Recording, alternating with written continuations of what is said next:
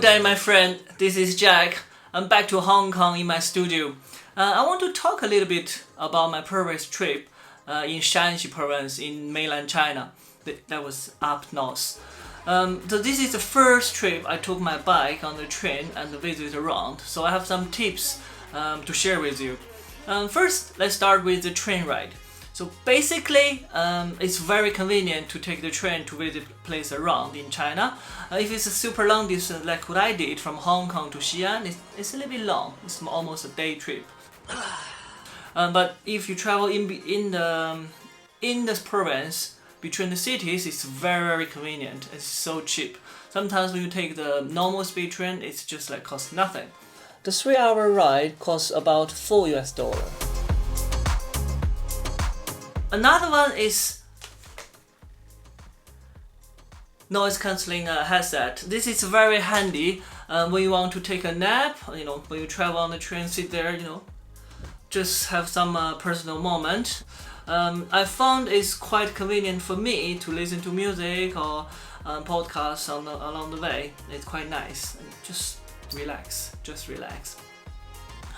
Secondly, about take the bike on the train. So sometimes they don't have elevators, so you have to carry it. So if you have good carrying system like what I got, it's basically put it on your shoulder and you can go down. So after a few times, I kind of got used to it.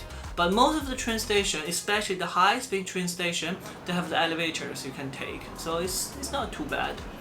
And other than that, there's one thing you need to notice. If you want to travel like me, you go to a place, get off the train and you ride the bike to go to a next destination. You need to be careful because of the high-speed train station.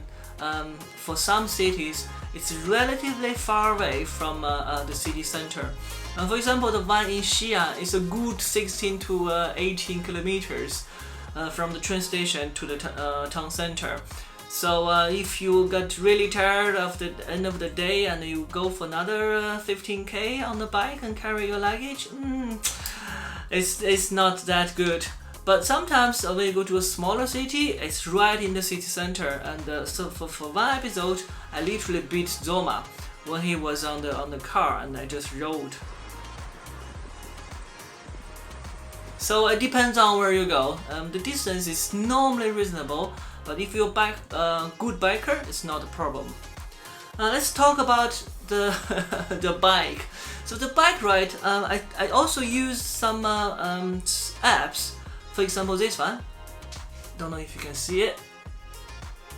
So this is Strava to record how far it has been from a circle. For example, this one on Xi'an city wall, I took basically almost 15 kilometers on the city wall. So it gave me a very clear track on where I cycled. So if you like keep record of where you have been, this is something you can use. It also give you idea of your mileage of a day, so don't get yourself too exhausted. Another tip is when you travel with your bike, not every place can have your bike in, so you have to lock it somewhere to keep it safe. So a good lock is recommended. I was lucky, I sometimes just leave it at a restaurant or small shops just to keep it safe. Most of the case I just carry it with me. So cycling in China is basically quite safe. If you don't go to a place that is too busy, you have to share the road with lots of cars.